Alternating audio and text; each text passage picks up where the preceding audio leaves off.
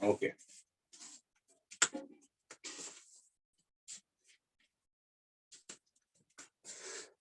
हाँ, तो previous lecture में हमने एडियाबेटिक प्रोसेस क्या होता है वो समझा, एडियाबेटिक प्रोसेस के बारे में, डेरिवेशंस, ये सारी चीजें। ठीक है, अभी तक हमने कई सारे प्रोसेस देखी है, जैसे reversible process, irreversible process, isochoric process, isobaric process, isothermal process और एडियाबेटिक प्रोसेस। ठीक है, इतने सारे। तो अभी हमारे दो प्रोसेस बचे हैं, एक तो है साइक्लिक प्रोसेस और दूसरा है हमारा फ्री एक्सपेंशन। ठीक है, आज हम लोग वो दोनों प्रोसेस करने की कोशिश करेंगे। ये करने से पहले ये करने से पहले हम लोग थोड़ा डिस्कस करते हैं एडियाबेटिक प्रोसेस के बारे में। तो एडियाबेटिक प्रोसेस में होता क्या है, एडियाबेटिक प्रोसेस में क्या होता है कि एडियाबेटिक प्रोसेस में हीट ट्रांसफर नहीं हो पाता। अब ऐसी कंडीशन कब होंगी, ऐसी कंडीशन कुछ केसेस में होती है, जैसे अगर मेरा सिस्टम है, सिस्टम को अगर मैं इंसुलेट कर दूं, है ना, क्या कर दूं, इंसुलेट कर दूं, इंसुलेशन के बाद जो होता है ना, हीट का आना भी पॉसिबल नहीं है और हीट का जाना भी पॉसिबल नहीं है, ये एक केस है। और दूसरा केस क्या हो सकता है कि मेरी प्रोसेस अगर बहुत फास्ट हो, फॉर एग्जाम्पल मैंने यहाँ पंच किया, बहुत फास्ट किया, ठीक है, प्रोसेस भी कुछ ना कुछ प्रेशर इंक्रीज हुआ, वॉल्यूम इंक्रीज हुआ, वो मेरी प्रोसेस इतनी फास्ट हुई, तो उस वजह से जो है, फास्ट होने की वजह से जो है, यहाँ पर हीट का ट्रांसफर होना पॉसिबल ही नहीं हुआ, हीट के ट्रांसफर को इतना वक्त ही नहीं मिला। ठीक है, तो इस तरह की प्रोसेस को भी हम लोग एडियाबेटिक प्रोसेस कंसिडर करते हैं। तो एडियाबेटिक प्रोसेस मतलब क्या है, सडन होने वाली प्रोसेस, एकदम फास्ट जो प्रोसेस होती है उसको हम लोग एडियाबेटिक प्रोसेस कह सकते हैं। या फिर इंसुलेशन प्रोवाइड कर दो, ना हीट आएंगी ना हीट जाएंगी, इस तरह के केस में हम लोग एडियाबेटिक प्रोसेस कर सकते हैं। ठीक है, तो मेन डिफरेंस बिटवीन, अगर मैं एडियाबेटिक और आइसोथर्मल प्रोसेस में पूछूं, तो आइसोथर्मल प्रोसेस जो होती है ना, बहुत धीरे धीरे धीरे धीरे की जाती है। याद करो मैंने आइसोथर्मल प्रोसेस किस तरह से बताई थी, धीरे, स्लोली स्लोली स्लोली, थोड़ा सा कंप्रेस करेंगे, हीट बढ़ेगी, वो हीट कोई और गेन कर लेगा, फिर थोड़ी देर बाद और कंप्रेस करेंगे, हीट बढ़ेगी, वो हीट कोई और गेन कर लेगा, है ना, इस तरह से होता था। लेकिन एडियाबेटिक प्रोसेस हम लोग किस तरह से करेंगे, अचानक से, सडनली करेंगे। ठीक है, तो इस तरह से ये भी पहचाने कैसे कि ये प्रोसेस एडियाबेटिक है या आइसोथर्मल है, ग्राफ से पहचाना थोड़ा मुश्किल हो जाता है। लेकिन ग्राफ से हम लोग, दो ग्राफ की अगर बात करूं तो ग्राफ भी दोनों के सेम सेम दिखते हैं ना, एडियाबेटिक प्रोसेस की भी ग्राफ सेम दिख रही है, आइसोथर्मल प्रोसेस की भी ग्राफ सेम दिख रही है, लेकिन दोनों में मेन डिफरेंस क्या है वो हम लोग पहले डिफरेंशिएट कर लेते हैं, फिर नेक्स्ट प्रोसेस के लिए आगे बढ़ेंगे। तो अभी हम लोग देखते हैं डिफरेंशिएशन, मतलब फर्क क्या है आइसोथर्मल और एडियाबेटिक। मेन डिफरेंस लिखूंगा, बाकी का आपको वर्क क्या होता है, हीट क्या होता है, ये सारी चीजें तो ऑलरेडी लिख चुके हैं हम लोग, तो उसमें टाइम वेस्ट करने से अच्छा जो मेन डिफरेंस है, जो दोनों को आइडेंटिफाई करते हैं अलग अलग तरीके से, वो सारे में लिस्ट आउट करते हैं, बहुत कम है। सबसे पहले हमने लिखते हैं आइसोथर्मल प्रोसेस, प्रोसेस ठीक है, यहां मैं लिखता हूं एडियाबेटिक प्रोसेस। ठीक है, सबसे पहला मैंने क्या बोला, ये जो प्रोसेस होती है ना, this process is slow process. ठीक है, समझ में आया ना, स्लो प्रोसेस। क्यों स्लो प्रोसेस, क्योंकि थ्रू आउट प्रोसेस हमको टेम्परेचर कांस्टेंट रखना है। इसमें क्या है, सडन प्रोसेस। बताओ ये प्रोसेस सडन क्यों है, सडन क्यों है ये प्रोसेस सडन क्योंकि ये ये प्रोसेस सडन होने का रीजन ये है कि हमको हीट ट्रांसफर के लिए वक्त ही नहीं देना है, टाइम ही नहीं देना है, इतने जल्दी प्रोसेस कर लो कि हीट ट्रांसफर के लिए टाइम ही नहीं रहा। इस तरह के प्रोसेस को हम लोग बोलेंगे एडियाबेटिक प्रोसेस। ओके, नेक्स्ट अगर मैं इसका ग्राफ बनाऊं,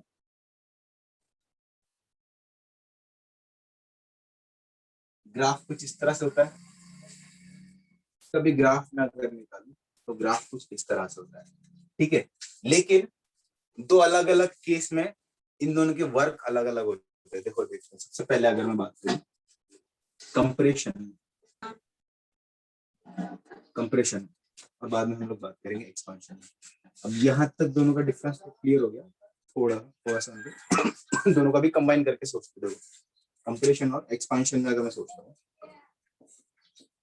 एक्सपांशन और कंप्रेशन, मैंने क्या किया, ग्राफ बनाया पीवी, पीवी।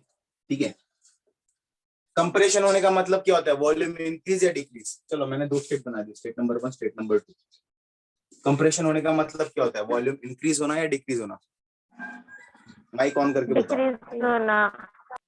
मतलब मेरी प्रोसेस ऐसी, मेरी प्रोसेस ऑप्शन नंबर 1 इस तरह से जाएंगी या ऑप्शन नंबर 2 इस तरह से जाएंगी? ऑप्शन नंबर 1 और 2। 1 वाई 1? 1 कंप्रेशन की बात कर रहा हूँ। 1 में कहा जा रही है? 2 ऑप्शन नंबर 2 फ्रॉम 1 to 2 इस तरह से जाएगी। ठीक है, अब मैं यहाँ पे दोनों की देखो इस तरह से ये होता है एडियाबेटिक, इसको बोलोगे प्रेशर P2,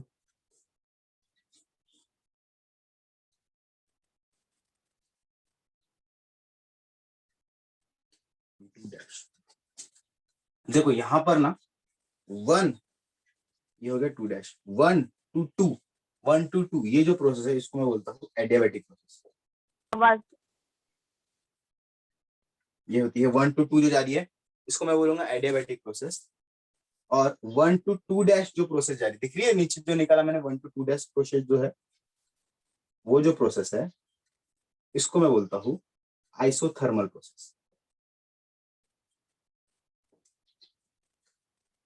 चलो अब ये ग्राफ जो ऊपर वाली जो है ना उसको मैंने बोला है एडियाबेटिक प्रोसेस, नीचे वाली जो प्रोसेस है मैंने उसको बोला है आइसोथर्मल प्रोसेस। ठीक है, अब मुझे बताओ वर्क इन आइसोथर्मल प्रोसेस लिखता हूं या फिर वर्क इन एडियाबेटिक प्रोसेस, यहाँ पे लिखता हूं वर्क इन आइसोथर्मल प्रोसेस। तो बताओ दोनों में से वर्क किसका ज्यादा होगा? एडियाबेटिक प्रोसेस का वर्क ज्यादा होगा या आइसोथर्मल का प्रोसेस का वर्क ज्यादा होगा? क्या आप ग्राफ देखते बता सकते हो? एडियाबेटिक का adiabatic why? Isothermal why reason? क्योंकि उसका एरिया अंडर द कर्व ज्यादा है। बहुत अच्छे, बहुत अच्छे। इसका मतलब आपको समझ में आ रहा है मतलब क्या होता है वर्क, क्या होता है area under the curve, right? ऊपर वाला कर्व है उसके एरिया अंडर द कर्व ज्यादा है, देखो इतना सा कर्व है। नीचे वाले का जो कर्व है उसमें एरिया अंडर द कर्व कम है कंपैरेटिवली ऊपर वाले से। तो हम लोग कह सकते हैं नीचे वाले में कम वर्क है, ऊपर वाले में ज्यादा वर्क है। ऊपर वाला कौन है? एडियाबेटिक। तो हम लोग बोलेंगे एडियाबेटिक का जो वर्क है will be greater than the isothermal work. ठीक है, कौन से केस में? कंप्रेशन में। क्यों होता है रीजन बताता हूँ। एक काम करता हूँ मैं इसको बताता हूँ, रीजन के साथ लिखेंगे ताकि आपको याद रहे। रीजन के साथ लिखेंगे। देखो एडियाबेटिक प्रोसेस की अगर बात की, एडियाबेटिक प्रोसेस की बात करूं तो अगर मैं जब मैं कंप्रेस करता हूँ, कंप्रेशन किस तरह की प्रोसेस है? मैं एक पिस्टन सिलेंडर बना दिया, ये पिस्टन सिलेंडर है, मैंने इसको कंप्रेस किया, ये इस पोजीशन पे आ जाएगा। ठीक है, कंप्रेस होकर। ठीक है, मतलब ये पोजीशन से ये पोजीशन पे आ गया। अब इस पोजीशन में क्या होता है? देखो इस पोजीशन में क्या होता है, वॉल्यूम तो दोनों का सेम था स्टार्टिंग में, है ना? वॉल्यूम तो ये वाला वॉल्यूम V1 है, तो यहाँ पर वॉल्यूम V1 है, यहाँ पे वॉल्यूम V2 है। ठीक है, जब मैं एडियाबेटिकली उसको कंप्रेस करता हूँ तो एडियाबेटिक में क्या होता है, हीट ट्रांसफर नहीं होना चाहिए। ये जो हीट है ना, हीट ट्रांसफर नहीं होगा, बाहर हीट नहीं जाएगा। मतलब इसके अंदर जितना भी एनर्जी, यहाँ भी Q जो है will store inside the cylinder while compression. जब हम लोग कंप्रेशन करेंगे तो देखो गैस ऐसी है, मैंने कंप्रेस किया तो अंदर का हीट बढ़ेगा, तो जनरली अंदर का हीट बढ़ने के बाद तो बाहर निकल जाता है ना, अंदर का हीट बढ़ने के बाद बाहर निकलता है। लेकिन हमारी प्रोसेस कौन सी? एडियाबेटिक।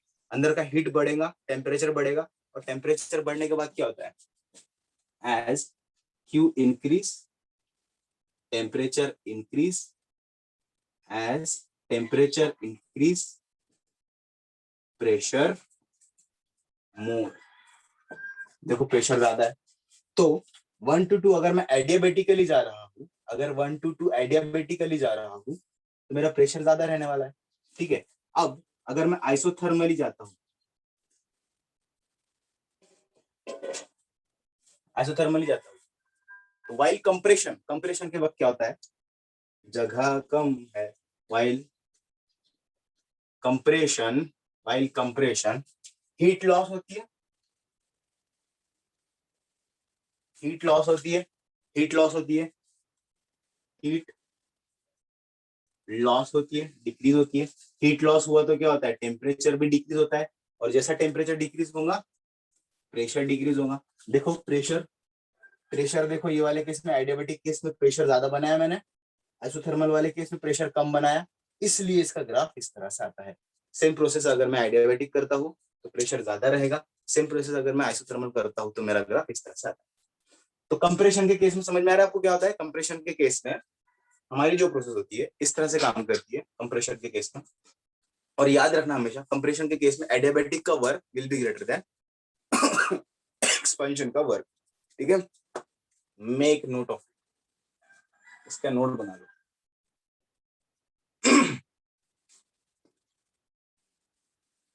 ठीक है, आपने नोट बना लिया होगा।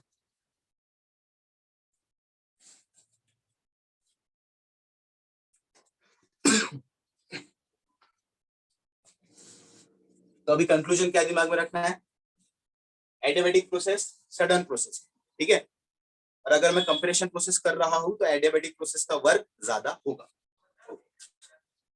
अब मैं एक्सपांशन की अगर बात करूं, मैं इसको बिठाता हूँ, हाँ लिखता हूँ मैं।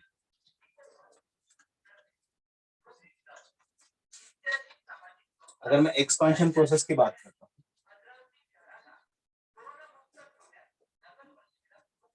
अगर मैं एक्सपेंशन प्रोसेस की बात करता हूँ तो मेरा पीवी ग्राफ किस तरह से बनेगा।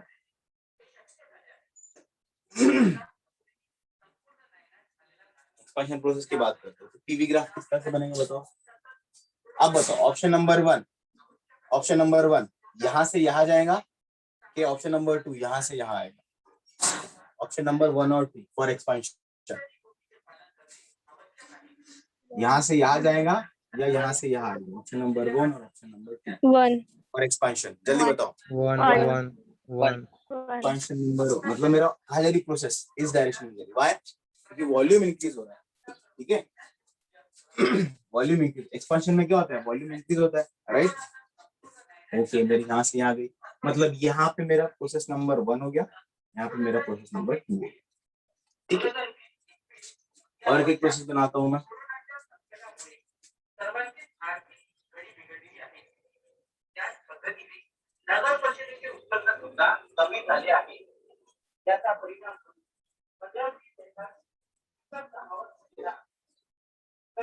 अब देखो, अब देखो यहाँ देखो 1 to 2 जो है ना, 1 to 2 ये जो प्रोसेस है,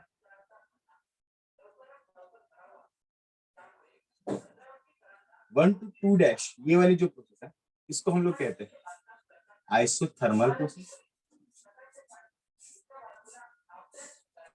और 1 to 2 जो है इसको मैं बोलूंगा एडियाबेटिक। ठीक है, अब ये ग्राफ देखकर बताओ 1 to 2 जो है ये कौन सी प्रोसेस है, ये है 1 to 2 डैश जो है आइसोथर्मल प्रोसेस, 1 to 2 जो है दिस इज एडियाबेटिक प्रोसेस। अब मुझे बताओ वर्क का मैं कंपैरिजन करना चाहता हूँ, वर्क ऑफ एडियाबेटिक या फिर वर्क ऑफ आइसोथर्मल और वर्क ऑफ एडियाबेटिक, इन दोनों की अगर मैं बात करूं दोनों में से किसका वर्क ज्यादा होगा, आइसोथर्मल का वर्क ज्यादा होगा या फिर एडियाबेटिक का वर्क ज्यादा होगा। ये है आइसोथर्मल, आइसोथर्मल व्हाई थर्मल का why reason, area under the curve. Area under Area the under the curve curve. ज्यादा है।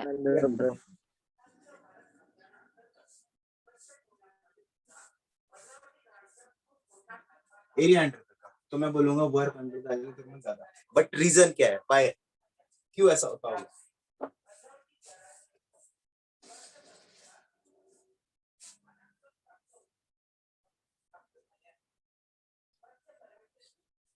ठीक है, रीजन देख लो। व्हाइल एक्सपांशन, एक्सपांशन के वक्त क्या होता है एडियाबेटिक में, एडियाबेटिक में क्या होता है, अब हमारा सिलेंडर पिस्टन अरेंजमेंट इस तरह से होता है, पोजीशन नंबर 1 यहाँ होता है। ठीक है, यहाँ से फिर हमारा पिस्टन सरक कर यहाँ चले जाता है पोजीशन नंबर 2 में, इस डायरेक्शन में जा रहा है ना। वॉल्यूम यहाँ पर V1 रहेगा तो वॉल्यूम यहाँ पर रहेगा V2। है ना। समझो अगर वॉल्यूम यहाँ पे V1 तो यहाँ पे वॉल्यूम V2 रहेगा, यहाँ पे वॉल्यूम V1 है तो यहाँ पे वॉल्यूम V2 रहेगा, ठीक है। अब एडियाबैटिक में क्या होता है, एडियाबैटिक में क्या होता है, हीट तो वो लेगा नहीं, हीट तो वो लेगा नहीं। अब मुझे एक्सपांड करनी है तो मेरे अंदर में जो भी एनर्जी है ना, जो मुझे अगर समझो एक्सपांड करना है तो मुझे अंदर की जो भी एनर्जी वो एक्सपेंस करनी पड़ेगी, खर्च करनी पड़ेगी। तो क्या होता है, internal energy is used to do work as heat is not supplied, ठीक है। मुझे एक्सपांशन करना है तो हीट सप्लाई नहीं किया तो इंटरनल एनर्जी में जितनी भी एनर्जी है वो क्या करेगा, वर्क करेगा। अब ऐसा करने के बाद क्या होता है, टेम्परेचर, इसकी वजह से क्या होगा, इंटरनल एनर्जी डिक्रीज होगी, है ना। इंटरनल एनर्जी इस्तेमाल हो, इंटरनल एनर्जी डिक्रीज हो रही है, एज इंटरनल एनर्जी डिक्रीज हो रही है तो टेम्परेचर भी डिक्रीज होगा। तो as temperature decreases pressure also decreases. Adiabatic में जब एक्सपांशन करेंगे तो प्रेशर डिक्रीज होता है। तो देखो प्रेशर डिक्रीज होता है, इसलिए क्या होता है, इसका प्रेशर जो है एडियाबैटिक का कंपैरेटिवली मैंने नीचे थोड़ा कम, देखो यहाँ पे देखो प्रेशर है, देखो कंपैरेटिवली एडियाबैटिक का जो प्रेशर है मैंने नीचे बनाया है ना। इसको P1 बोलता हूँ, इसको P2 डैश बोलता हूँ, इसको P2 बोलता हूँ, राइट, नीचे बनाया है। अब आइसोथर्मल में क्या होता है, आइसोथर्मल में हीट सप्लाई की जाती है। आइसोथर्मल में क्या होता है, हीट सप्लाई होती है। अब हीट सप्लाई मतलब पॉजिटिव Q, ठीक है, एज Q इंक्रीजेस, ठीक है, एज हीट सप्लाई, इस तरह से कुछ सिस्टम में हीट जाती है ना। हमारे इंटरनल एनर्जी भी इंक्रीज होगा, तो इंटरनल एनर्जी इंक्रीज होगा तो टेम्परेचर भी इंक्रीज होगा। As temperature increases pressure also increases. इसलिए मैंने जो प्रेशर है इसका ऊपर बनाया आइसोथर्मल का। समझ में आ रहा है, तो ठीक है। तो कंक्लूजन क्या याद रखेंगे, कंक्लूजन क्या याद रखेंगे, आप बोलो। आइसोथर्मल में टेम्परेचर इंक्रीज कैसे होगा? कंपैरेटिवली मतलब क्या है, बहुत सही क्वेश्चन है, बहुत सही क्वेश्चन है। अब क्या हो रहा है, आइसोथर्मल में टेम्परेचर इंक्रीज कैसे होगा, मुझको क्या करना है, समझो इसको वर्क करना है कंपैरेटिवली, अगर मुझको वर्क करना है, ठीक है, तो मेरी जो इंटरनल एनर्जी है, कंपेयर करो कि मेरी जो इंटरनल एनर्जी है वो एक्सपेंस हो रही है एडियाबैटिक में, मेरी इंटरनल एनर्जी है वो मैं काम कर रहा हूँ एडियाबैटिक में। तो इंटरनल एनर्जी करने की वजह से मेरी काम करने की वजह से इंटरनल एनर्जी कम हो गई, टेम्परेचर कम हो गया, लोएस्ट टेम्परेचर, ठीक है। अब मुझे क्या करना है, यहाँ पर जो गैस रखी हुई है ऑलरेडी उसको हीट सप्लाई करना है ना। तो मुझको क्या करना पड़ेगा, कंपैरेटिवली प्रीवियस केस से ज्यादा हीट प्रोवाइड करना पड़ेगा। तो कंपैरेटिवली भले ही पूरी प्रोसेस में मेरा 100 डिग्री सेल्सियस है, पर पिछले वाले केस में फॉर एग्जांपल पिछले वाले केस में 70 डिग्री चल रहा था, तो यहाँ पर कंपैरेटिवली मुझको ज्यादा टेम्परेचर देना पड़ेगा। समझ में आ रहा है, समझो मेरी पूरी प्रोसेस 70, ये वाली जो प्रोसेस है ये अगर चल रही है 70 डिग्री सेल्सियस पर, ठीक है, या फिर टेम्परेचर लोअर पे चलता है, तो मुझको कंपैरेटिवली हीट देने की वजह से सारी प्रोसेस 100 डिग्री सेल्सियस पे चलानी पड़ेगी, क्योंकि इंटरनल एनर्जी पहले मुझको क्या देना पड़ेगा, हीट देना पड़ेगा, उससे इंटरनल एनर्जी बढ़ेगी। इंटरनल एनर्जी बढ़ने के बाद पूरा टोटल टेम्परेचर बढ़ जाएगा, मतलब कंपैरेटिवली मेरा टेम्परेचर इंक्रीज हुआ। पूरी प्रोसेस में टेम्परेचर सेम रहेगा, कंपैरेटिवली मैंने क्या किया, टेम्परेचर इंक्रीज किया। समझ में आ रहा है, कंपैरेटिवली अगर मैं देखता हूँ तो मेरा टेम्परेचर इंक्रीज होता है, थ्रू आउट टेम्परेचर कॉन्स्टेंट रहता है। समझ में आ रहा है, हाँ सर। ठीक है। तो मैं इसको अच्छे से लिख देता हूँ फिर से, internal energy increase and work done is on high temperature, ठीक है, हाई टेम्परेचर पे वर्क होता है कंपैरेटिवली ये वाले टेम्परेचर। चलो अब ठीक है, अब यहाँ पे भी देखो, यहाँ पे भी देखो टी डिक्रीज का मतलब क्या है, कंपैरेटिवली एट लो टेम्परेचर, ठीक है, एट लो टेम्परेचर। चलो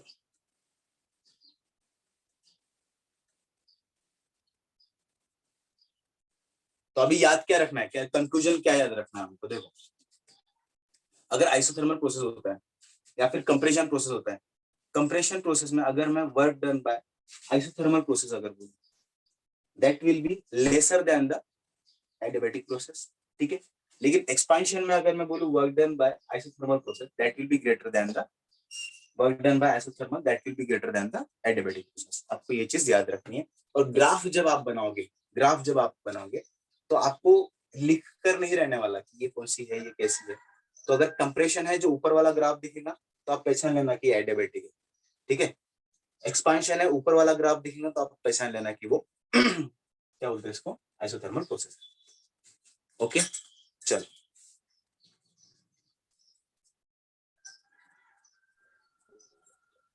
सर ब्लर दिखाई दे रहा है।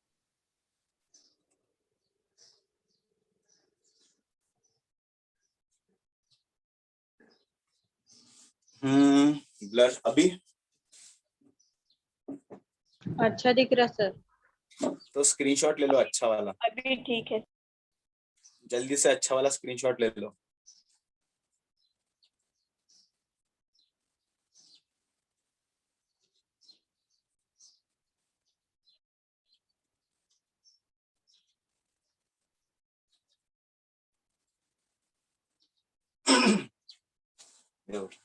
एट लो टेम्परेचर तो यहाँ पर क्या होता है, प्रेशर लोअर रहता है, प्रेशर लोअर रहता है कंपैरेटिवली, ठीक है। तो टेम्परेचर कांस्टेंट ही रहेगा आइसोथर्मल में, और कंपैरिजन में अगर बात करता हूँ तो इंक्रीज और डिक्रीज। बहुत अच्छा पॉइंट पकड़ा कि भाई सर आप बोल रहे हैं टेम्परेचर इंक्रीज हो रहा है, टेम्परेचर डिक्रीज हो रहा है, आइसोथर्मल में टेम्परेचर कैसे इंक्रीज होता है, कैसे डिक्रीज होता है। तो टेम्परेचर इंक्रीज डिक्रीज नहीं हो रहा है, टेम्परेचर सेम ही रह रहा है, पर वो एट हायर और लोअर टेम्परेचर की हम लोग बात कर रहे हैं। जैसे हम लोग ग्राफ बनाते हैं, टेम्परेचर लाइन बनाते हैं, जैसे हम लोग ग्राफ बनाते हैं तो ग्राफ किस तरह बनाते हैं।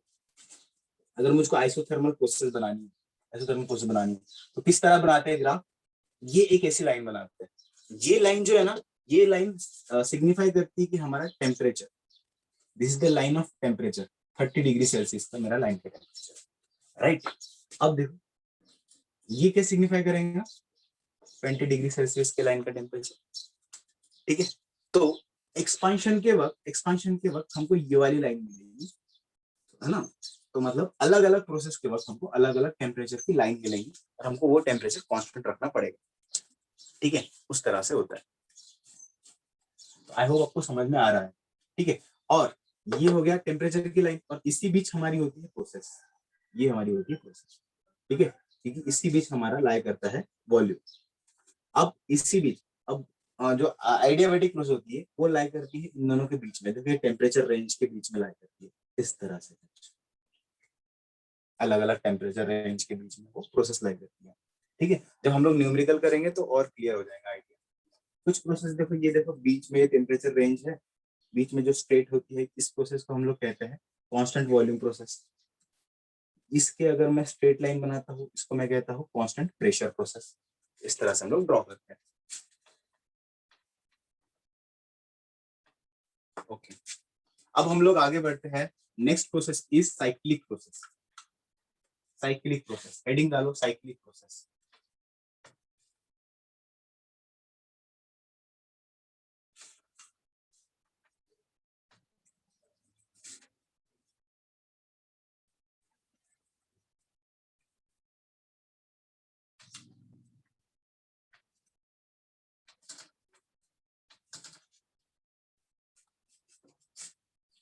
ठीक है, साइक्लिक प्रोसेस।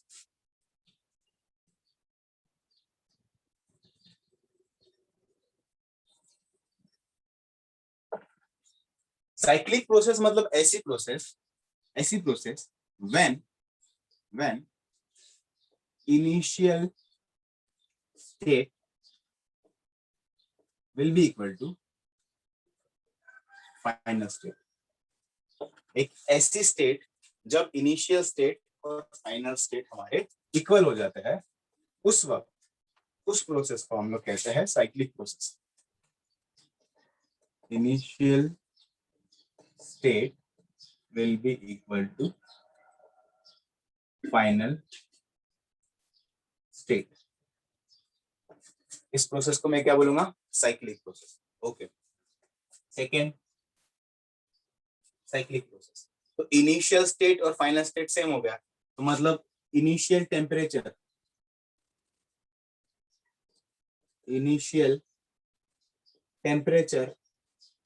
और फाइनल टेम्परेचर भी सेम होना चाहिए फिर, है ना?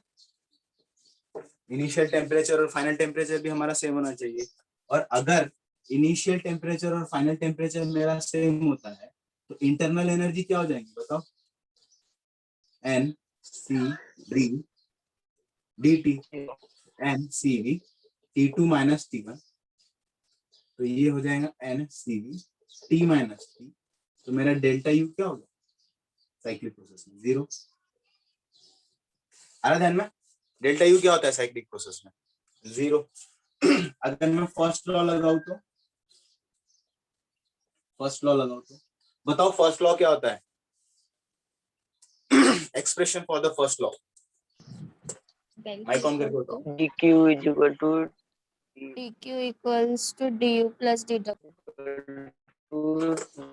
dw. dq is equals to du plus dw. ठीक है, यहाँ पर du क्या है? 0. मतलब dq is equals to dw.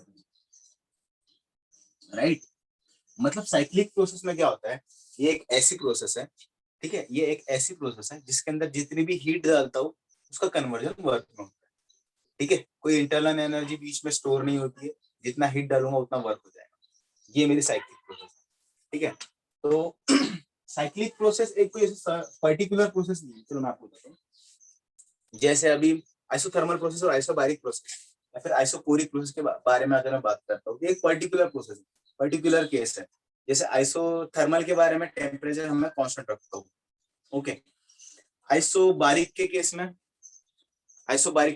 Pressure constant रखता हूँ.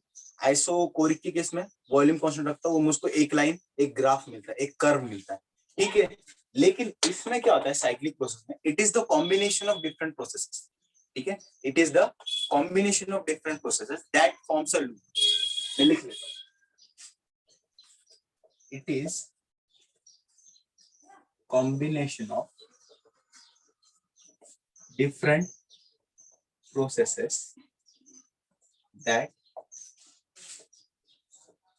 forms a loop. ठीक है, लूप का मतलब क्या है? लूप.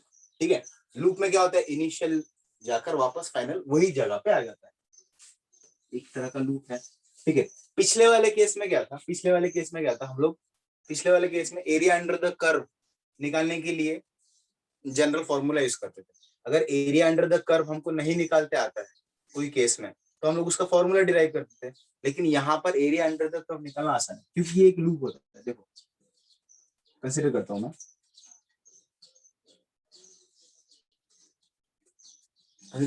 पीवी डायग्राम इसका. पीवी. ठीक है, यह है स्टेट नंबर 1, यह है स्टेट नंबर 2. या फिर जो टेक्स्ट बुक में बनाया उस तरह से. यहाँ पे 1 बनाया है, यहाँ पे 2 बनाया है. ये 1 to 2 जाएगा, 2 to 1 आएगा.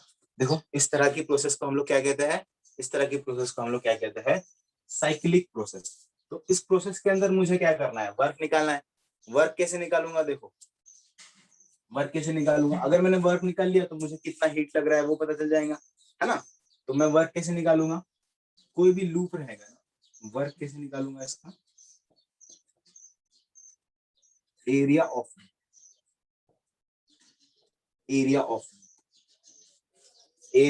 लूप. ये जो लूप है ना उसका एरिया निकाल लो तो मुझे वर्क मिल जाएगा. फॉर एग्जाम्पल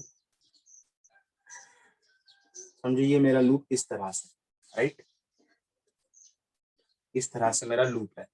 तो मैं इसका वर्क कैसे निकालूंगा? समझो मेरा लेंथ L है, ये ब्रेथ। बताओ इसका वर्क क्या हो जाएगा? बताओ इसका वर्क क्या हो जाएगा? वर्क क्या होगा बताओ? Length into breadth. ओके, इसका वर्क बताओ क्या होगा?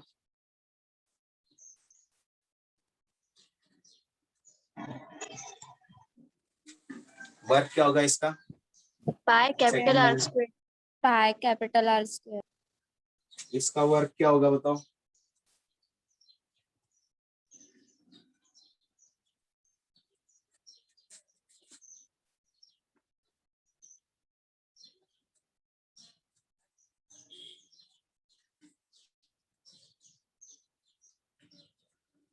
चलो इसका वर्क क्या होगा बताओ? ऐसा न्यूमेरिकल किया हमने, याद है? Pi A B. Pi into A into B. तो हमको एरिया ऑफ द लूप निकालना है। अब देखो इस साइक्लिक प्रोसेस है तो बार बार रिपीट होने वाला है, बार बार रिपीट होने वाला है। तो टोटल वर्क अगर निकालना है तो मेरे कितने साइक्लिक प्रोसेस को उससे मल्टीप्लाई कर दो। तो टोटल वर्क कैसे निकालेंगे? टोटल वर्क क्या निकालते हैं? Number of cycle into single work. ठीक है, अब टोटल वर्क क्या हो गया? n into double.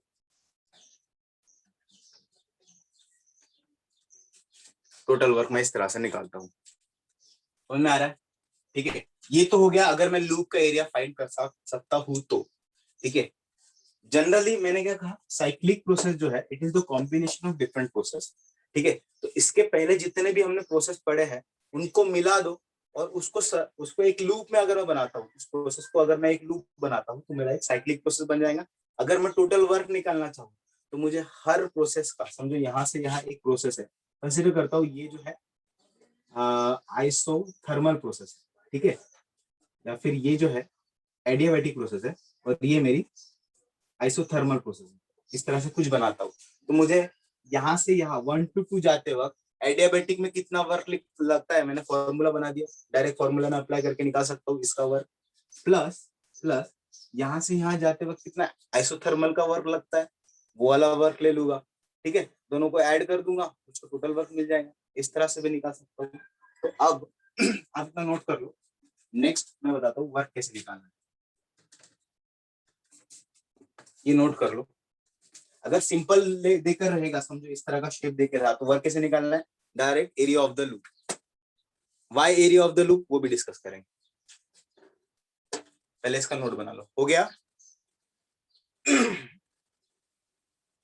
हाँ सर, हो गया। ओके,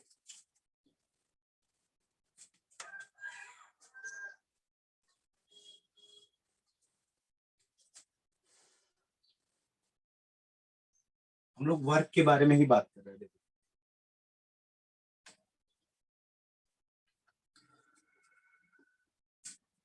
मतलब del Q is equal to del W, या फिर d Q is equal to d W. D W निकालने के लिए तरीके कौन से है? डायरेक्ट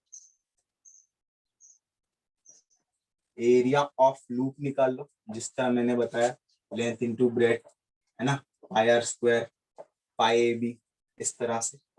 या फिर देखो टोटल वर्क ऐड कर दो, work is equal to W1 plus W2 etcetera. ठीक है, ठीक है। अब देखो इस तरह से, अब मैं आपको पूछता हूं,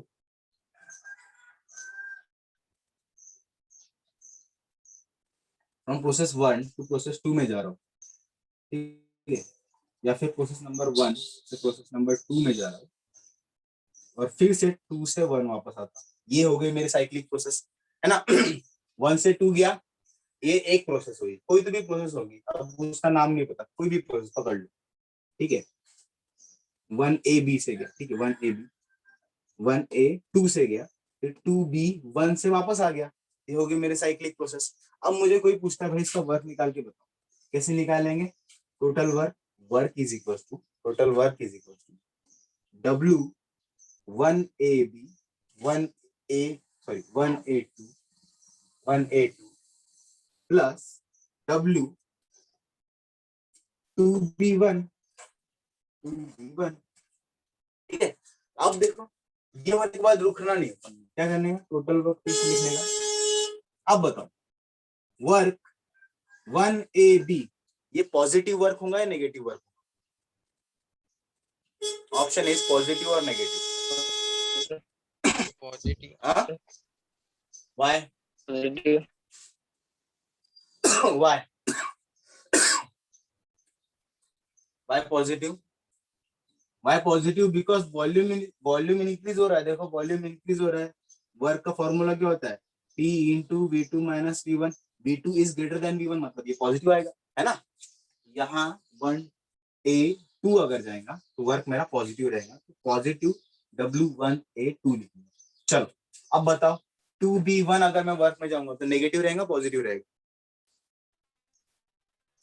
negative why negative? Why negative? Negative because from 2 to 1 अगर मैं जाता हूँ, 2 to 1 अगर मैं जाता हूँ मेरा वॉल्यूम डिक्रीज हो रहा है। फिर से प्रेशर W वर्क का formula P into V2 minus V1। यहाँ पर मेरा V2 is lesser than V1 है। V2 is lesser than V1 है मतलब मेरा आंसर नेगेटिव आने वाला है। मतलब मेरा वर्क क्या होगा यहाँ नेगेटिव। इस तरह से लिखूंगा, ठीक है। इस तरह से मैं सॉल्यूशन निकालूंगा, है ना, कॉमन सेंस। तो अब देखो ना, देखो यहाँ से थोड़ा सोचो। अभी देखो मुझको वर्क क्या मिलता है। मैंने एरिया ऑफ द लूप क्यों बोला आपको? 1AB से मैं जाऊंगा तो मेरा वर्क क्या हो जाएगा, देखिए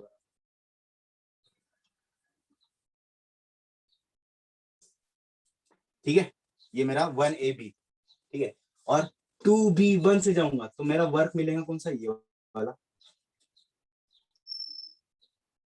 ठीक है। तो ये देखो ये पूरा पॉजिटिव, उसमें से ये क्या हो गया नेगेटिव, तो ये हट जाएगा। तो बचा क्या है मेरे पास, कौन सा शेप बचा, ये शेप बचा ना। और मैं इसके पहले आपको डायरेक्ट फॉर्मूला बता चुका हूँ। क्या फॉर्मूला बताया? इतना सब नहीं करने का, direct area of the loop निकालने का। अगर आपको डायरेक्ट एरिया निकालते आता होगा तो, नहीं निकालते आया तो सारे डिफरेंट प्रोसेसेस से ही बना होता है। इसके पहले की सारे प्रोसेस हमने पढ़ चुके हैं, उसके फॉर्मूले पढ़ चुके हैं वर्क के, राइट। तो वो फॉर्मूले हमको याद होते हैं, वो अप्लाई करो, आंसर निकालो, ठीक है।